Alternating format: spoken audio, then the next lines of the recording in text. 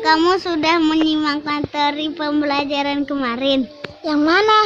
Oh, tematik 3, benda di sekitarku ya? Iya, betul. Benda di sekitarku sudah paham materinya.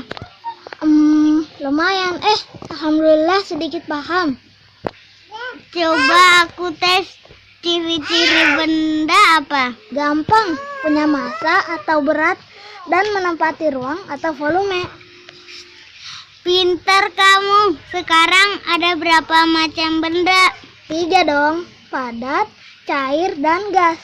Kalau padat, bentuk dan volume tetap. Kalau cair, bentuk sesuai wadah atau tidak tetap.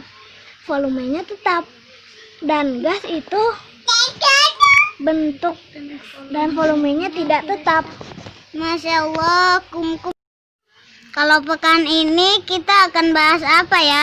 Di bab 3 dan 4 yang aku baca judulnya perubahan wujud benda. Wah, seru ya. Pastinya ada perubahan yang bisa kembali terbentuk semula atau tetap sama dengan fisika. Ada perubahan yang tidak kembali ke bentuk semula atau tidak tetap sama dengan kimia. Coba kasih contohnya, Bud. Apa ya? Kayu yang dibakar menjadi arang itu kimia. Lilin yang dinyalakan akan mencair, namun cairannya yang didiamkan akan kembali padat. Itu fisika. Masya Allah, Bot hebat. Untuk lebih jelasnya, yuk kita simak penjelasan saja. Ayo.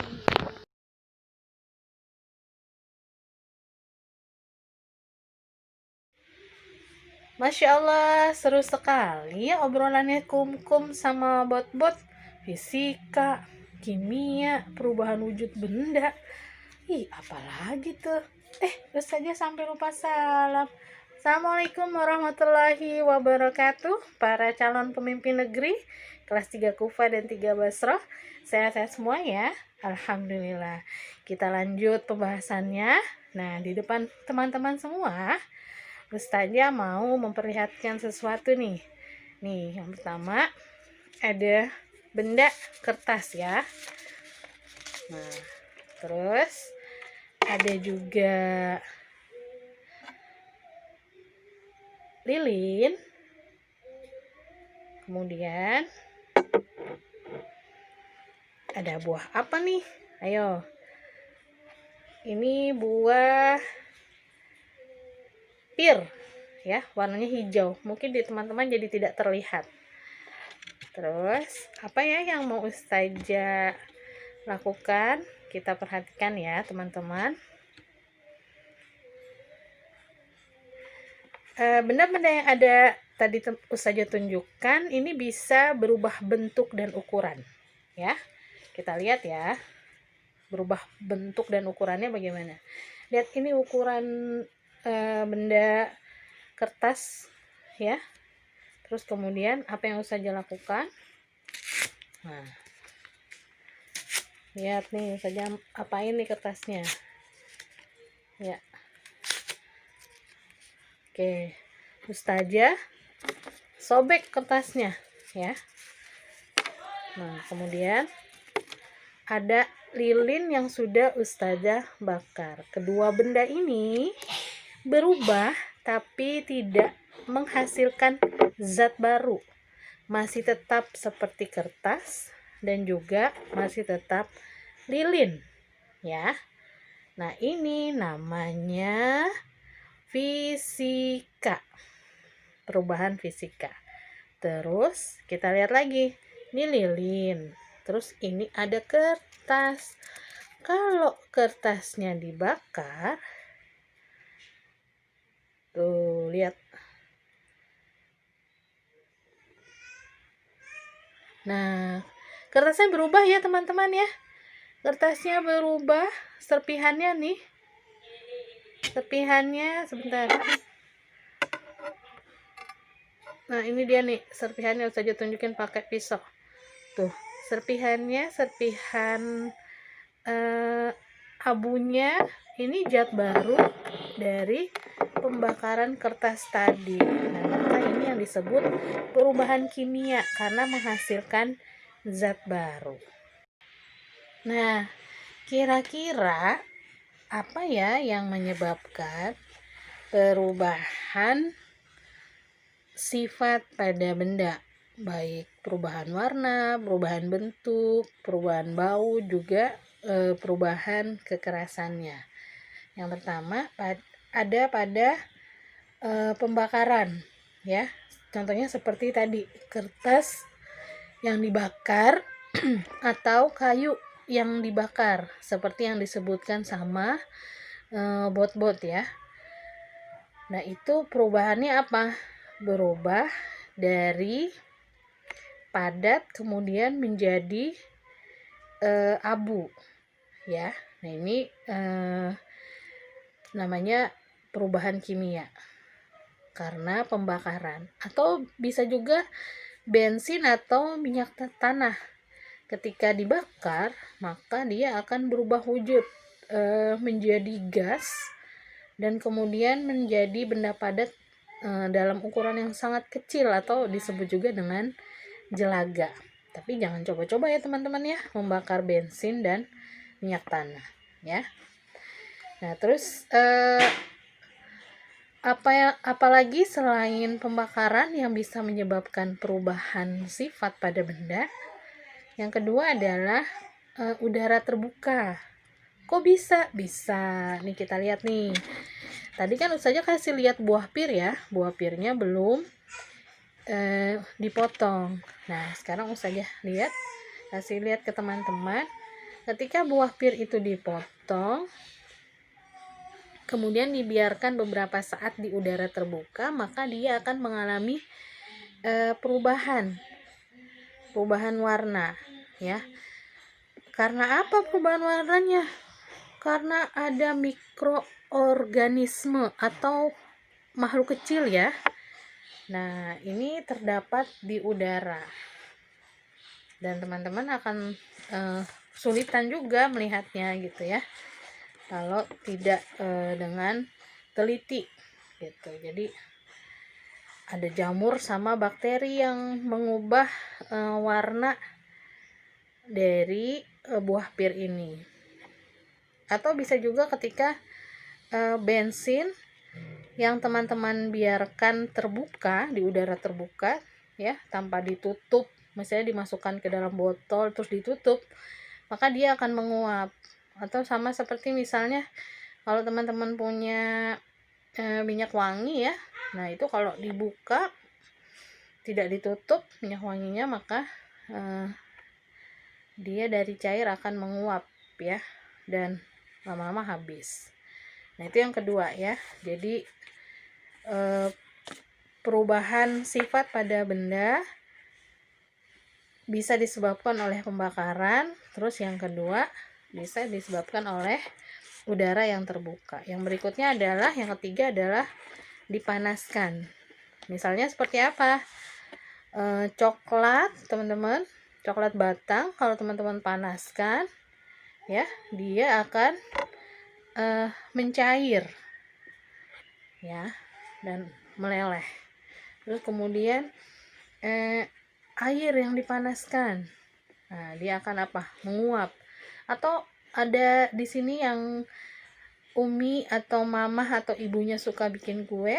Nah, itu kan bahan-bahan yang sudah dicampur jadi adonan, itu kan sifatnya cair ya, benda cair. Nah, terus kemudian ketika di oven atau dikukus, itu ada perubahan dari cair menjadi apa? Menjadi padat, jadi bolu ya. Wah, saja jadi lapar deh. Jadi perubahan wujud itu bisa disimpulkan, yang pertama adalah dari padat ke cair, maka dia disebut membeku. Ya, sama seperti tadi adonan kue tadi, dia membeku. Ya, jadi dapat disimpulkan bahwa perubahan wujud benda itu ada yang mencair dari padat ke cair, misalnya tadi coklat yang panaskan ya, atau nanti teman-teman bisa coba mentega, terus menteganya dibakar di atas lilin. Nah, itu akan mencair ya. Terus dari cair ke padat, nah itu jadinya membeku seperti adonan kue. Awalnya cair, kemudian dibakar ya, melalui proses pembakaran di oven, maka kemudian yang tadinya cair jadi bentuk bolu padat. Terus dari cair ke gas berarti apa? Menguap. Misalnya teman-teman masak air, kemudian butiran-butiran air ini ada yang tadinya airnya misalnya setengah, terus jadi berkurang sedikit. Nah, airnya kemana? Airnya menguap ya. Itu teman-teman bisa lihat ditutup, bawah tutupnya panci.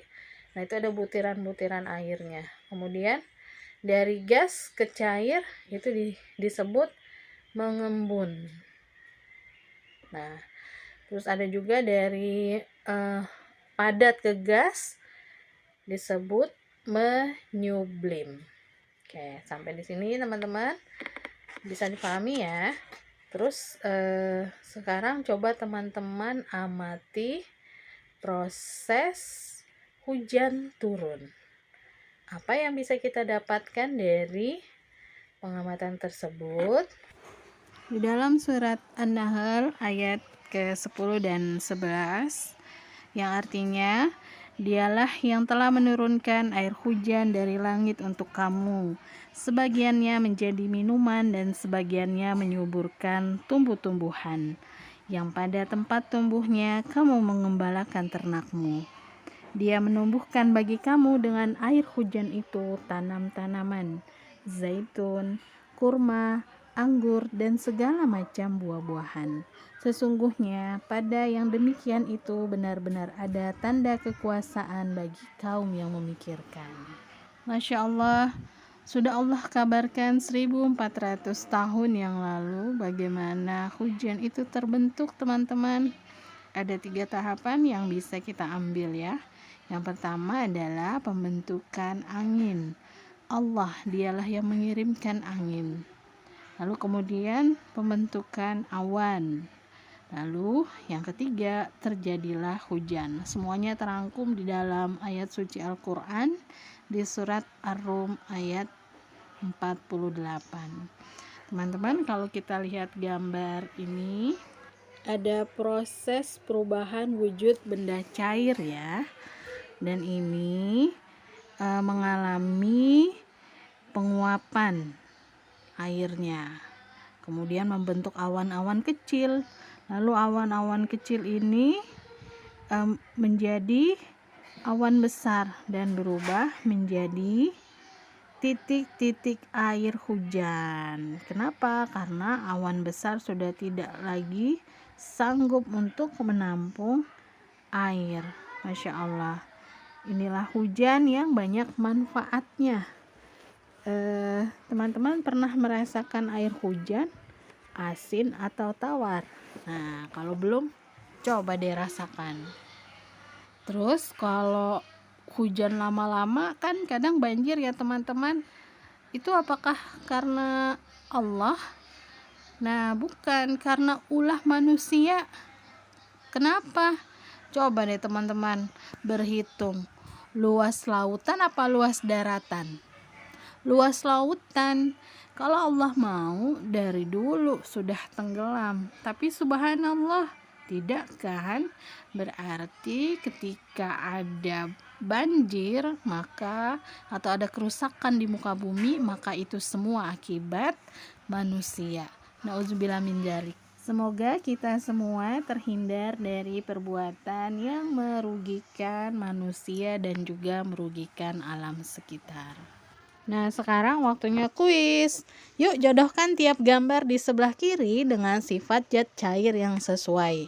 Kemudian, buatlah garis yang menghubungkan perubahan wujud zat dengan contoh yang sudah diberikan. Lalu carilah kata-kata dalam kotak huruf di bawah ini yang menunjukkan zat-zat yang dapat larut dalam air secara mendatar dan yang tidak dapat larut dalam air secara tegak lurus. Terakhir, buatlah garis yang menghubungkan sifat-sifat gas dengan gambar yang sesuai. Selamat mencoba. Wassalamualaikum warahmatullahi wabarakatuh.